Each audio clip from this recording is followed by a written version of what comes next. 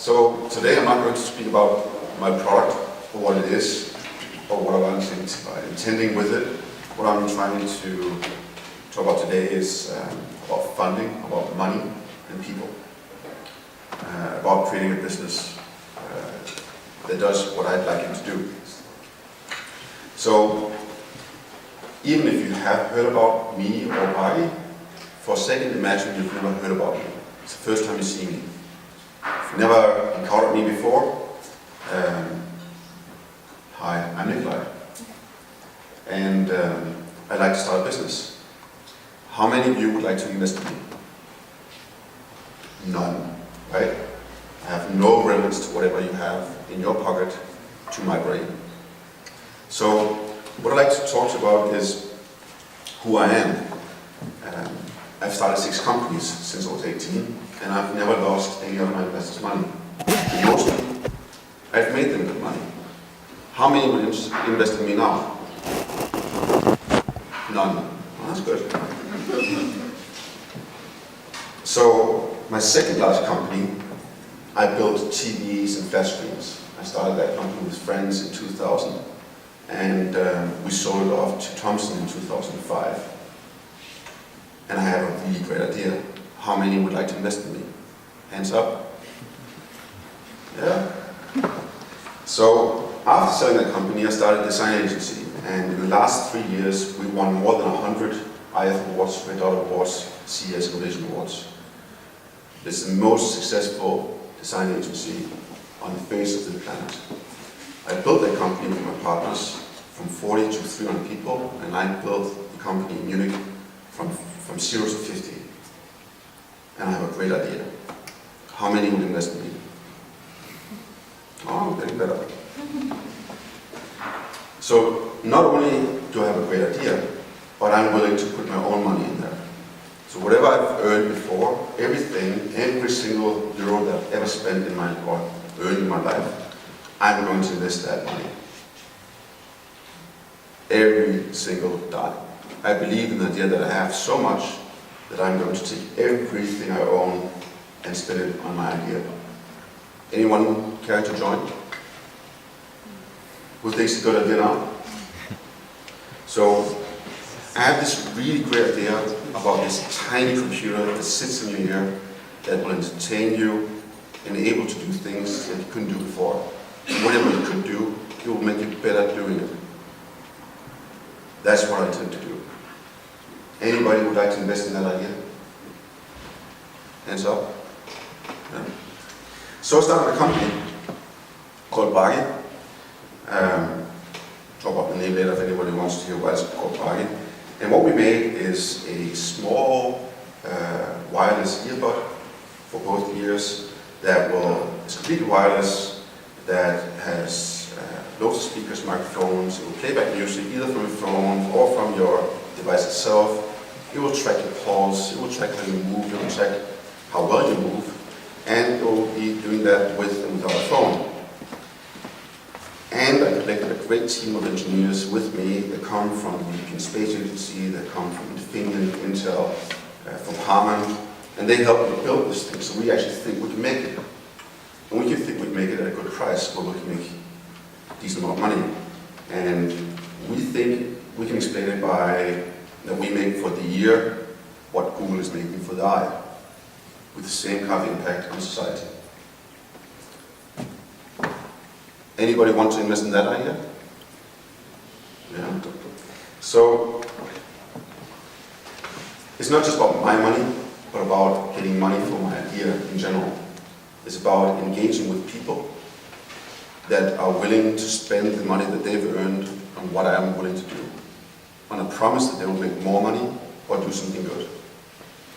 If what I'm telling them sucks, they will stop spending money on me. If what I'm telling them is really interesting and engaging, if they think this could be a great thing, they will give you money. There's no one except yourself who is the reason why you're not getting money. It's not because of the investors, it's not because of your friends or your family or technology. The only reason why you're not getting money or funding is you. Because you didn't tell it well enough, you didn't set yourself up to be the right kind of entrepreneur, you didn't do your homework, a whole range of reasons. So don't blame anybody else. In the year up to our Kickstarter campaign, we were sitting in an old building. It was in Munich. It was supposed to be torn down, and for a year we didn't tell anybody about our idea. We just started developing. And being an entrepreneur is riding the big waves. It's sometimes doubting what you do, sometimes having success that makes you absolutely crazy about what you do. It's fantastic. But it is an up and down. One of the doubts that you might have is what you do is not good enough. It has no relevance. Even though you've done a lot of things before that the things that you have in your brain with your friends, that you can't make it or that people don't care. And one way of finding out is showing it to people. We intended from the beginning in using Kickstarter not to get money, but get feedback on what we did. And we have made a lot of progress in our past, so we did think it would do well, but didn't think it would do that well. So in the beginning of February, we went on Kickstarter, and after 50 days, we had 16,000 people saying, yes, we believe in you, which is humbling, first of all, because you have made a promise to 16,000 people that what you've shown them is what you're going to deliver. That those people have spent their money, taken money out of their pocket, paid it up front, and said, Nikolaj, I believe in what you're doing. Not personally me, but what you're doing. So the amount of success was a mental challenge for us all in terms of coping with the pressure that we had. All those we found, right? It's never bad to get $3.4 million. It's a good thing. But even before we started the Kickstarter campaign, there was a range of things that we wanted to know. Not just about if the product did well, but also in the way that we communicated did well. There's a whole range of mechanisms that we want to try out.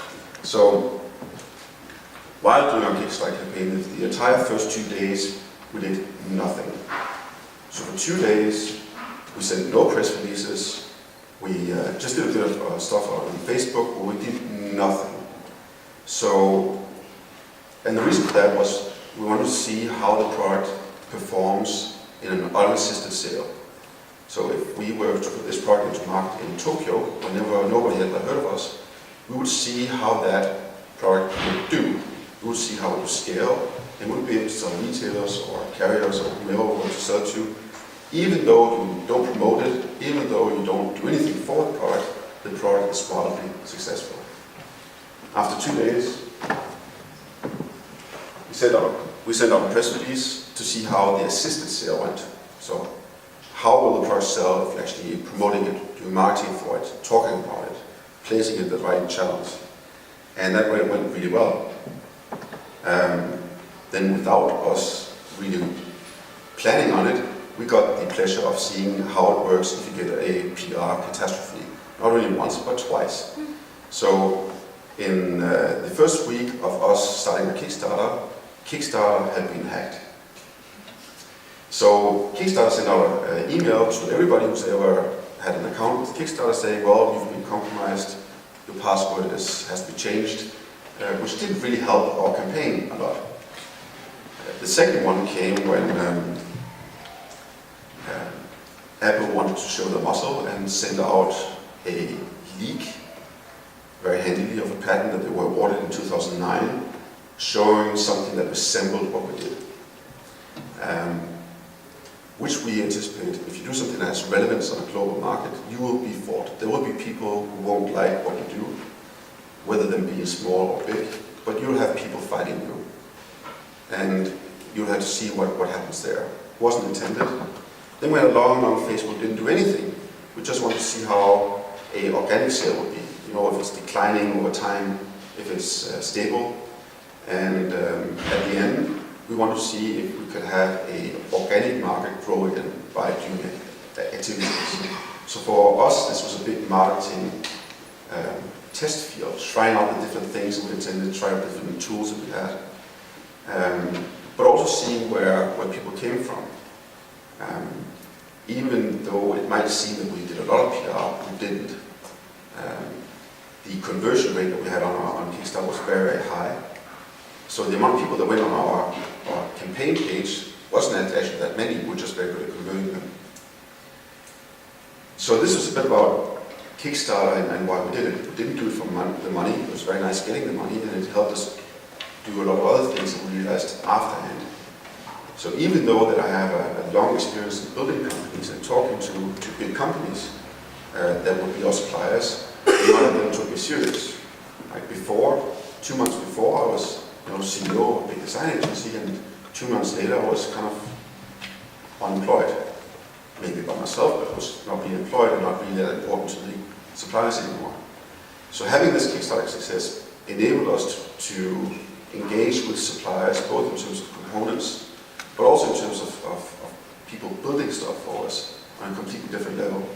We were able to tell them how we protect our future sales, making it big enough that we matter, and we were able to get priority. So it's not just about getting somebody who can actually build it for you, but someone who will build it for you at the time that you need it.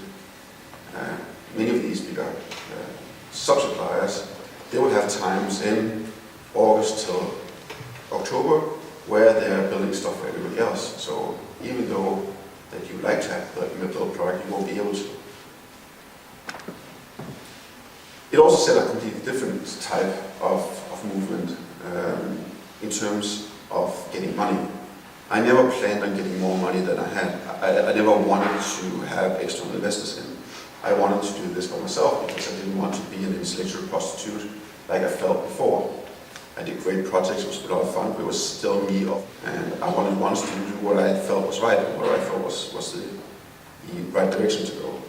So I was very reluctant to ask for more money, but as the Kickstarter campaign grew in success, it was very easy to see that I wouldn't succeed with my own money. There would be expenses that I would encounter that I would not be able to pay for. One of them, lawyers. The other of them, building product. Like to sell product, you need to buy them, so liquidity in itself. So I set out on finding money and expanding on my team. So the team had to wait a bit. I needed to find people who would help me without taking too much money, but still moving forward. I'd done that a long time ago, but even expanding with a team. But I was still not looking for investors, but I was also getting a lot of requests by investors. And not this particular gentleman, but there was over 90 venture capital companies and hundreds of people who wanted to invest in the company. And money in itself is a tool, but it's not the goal. You can get money from very wrong people, right?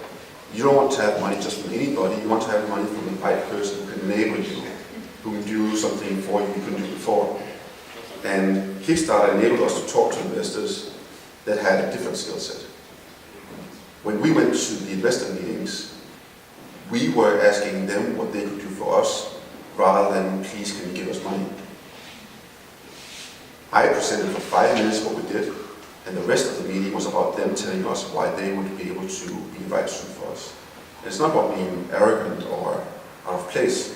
It's just about scouting for the right talent to help you grow your company. Venture companies have money, and they have loads of it. They want to place it in something that can make them money, and loads of it.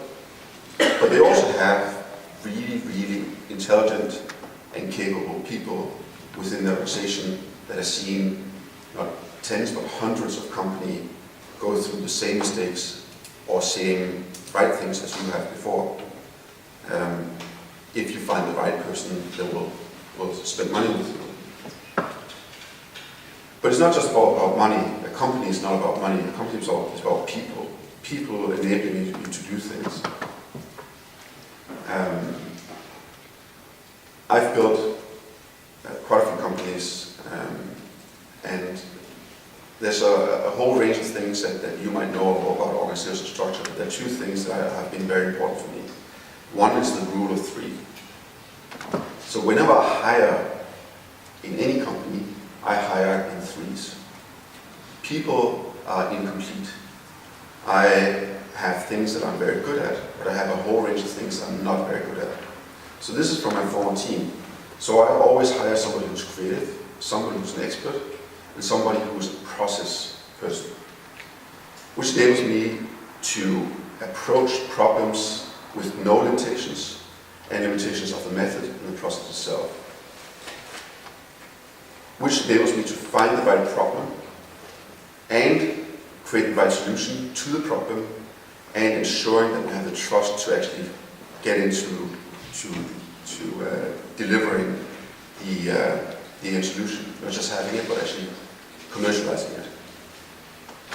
And you can see it in yourself. If you would analyze yourself about being the creative one, the expert, and the structured one, you'd probably not be equally good in all of them. Anybody who thinks that they're equally good in all of them, if they were, they would probably be equally bad at all of them. I myself am maybe pretty good at two, but not very good at the last one. So I need to find people who complement me, who make me and my abilities better. And that usually fixes the thing. It's been very effective for me.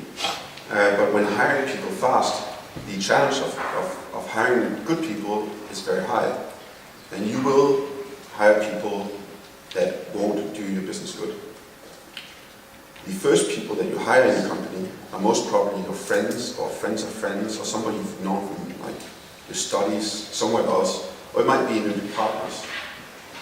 But at some point, in some progress in the company, those people are wrong for the company.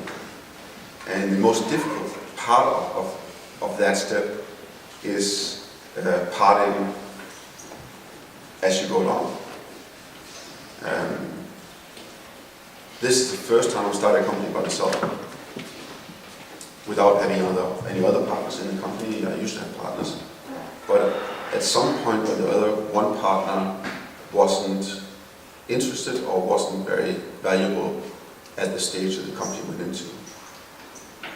And you have to evaluate your company, you have to evaluate the people, not just the founders, but everybody in there, if they bring the value to the very fragile setup that you have.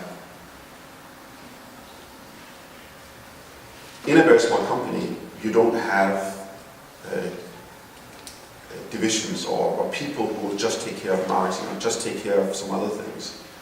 So somebody who says, I'm the sales guy in a startup, you've done something wrong, because you can't have a sales guy in a startup. You have to have a sales guy that does other things too. And that's why I'm not having people who have a certain hat on, but own projects. Anything in my company is a project. Anything we do is a project, whether it being Kickstarter, whether it being creating products, whether it being doing PR. Each project has a process, so it might be identifying ideation at the beginning, setting up ideas of how to approach it the best, working those ideas out and actually applying them. So I will assign people who are project owners. Project owners are responsible for the definition of the success of the objectives and allocating resources for the entire project. If you don't have the resources, you can't make it, or you can make it very badly. But also defining what is a success. Like, when are we happy? When are we not happy? And if we're not happy, what should we do about it? Then you have somebody who's a project lead. That's the everyday person who can actually do the thing. Often in a small company, the owner and the lead is the same person, but as your company grows, you'd want the people who are really good at owning projects and leading projects not to be the same person. If it is the same person, you can't scale, you can't put more projects in, you can't expand the amount of projects you have. The lead is responsible of the definition of the process, so what are the steps I'm going to take, when I do have a delivery, but also on what methods I'm going to use within each step. and then everyday project management. And then you have teams. So when my product owner, who is my industrial designer at this stage, he asked me to join in on the project that he owns. I am not the CEO, I'm just a team member with a certain skill set that is working with him. So my task is not that of a CEO, it's Nikolaj with things I can do. Which makes me sometimes part of the team, sometimes the lead, sometimes the owner, and it's very helpful for me to understand what challenges lie in the entire company. I'm not involved in the entire process, I might be involved in steps, and so will be the CFO in the future, so will the sales guys, and it's very efficient in terms of creating that. So, process is your friend. Take the process, follow it when you've set it out, and end it. Don't try to change the process mid-hand unless it fails completely. When you grow your business, you will start to get to a point where you don't know every single person in the company. It happens for me, about 30 to 50 people. There will be people that I will be seeing and I can't remember the name. And it will happen. When the company grows to about 100, 150 people, there will be people that I don't even know if they work in the company. Which also means that you have to have people who you can trust in becoming leaders and owners of projects. And that they are able to identify and apply your process and methods that they find for the company, which is part of the company culture in the future of the company. You will know that your company is really good if you can put in an idea in the front and something comes out in the back without you doing anything. And the thing that comes out in the back is awesome. I'm saying to myself, I will succeed in making a business if I can put in an idea with people and something comes out at the end that is a success. And that's when you have a real business. That's when you have something that's not dependent on you as a founder. And that's when your company is very valuable, because it just does stuff very well.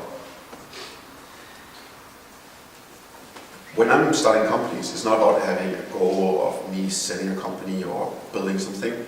It's about enjoying every part of the road. Every part of the thing that I'm doing, I think is fun. Every part of it is really good. It's not like I'm saying, well, I'm so much looking forward to November when we're actually shipping product, because I like what I'm doing right now. I like every part of the step. And I think it's fun, interesting, challenging.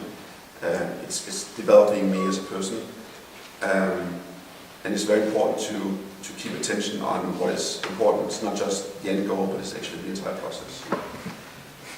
The end goal of what we have right now is making our product packaged, being able to sell at a certain price, which is going to be a fun project. And I'm very much looking forward to it. We have solved our funding. We think we have a good team set up. We're right now 23 people. At the end of the year, we might be about 60, 70 people. So there's a lot of growth to be done, but it's going to be a fun process. Thank you very much for listening to me, to my small personal wisdom.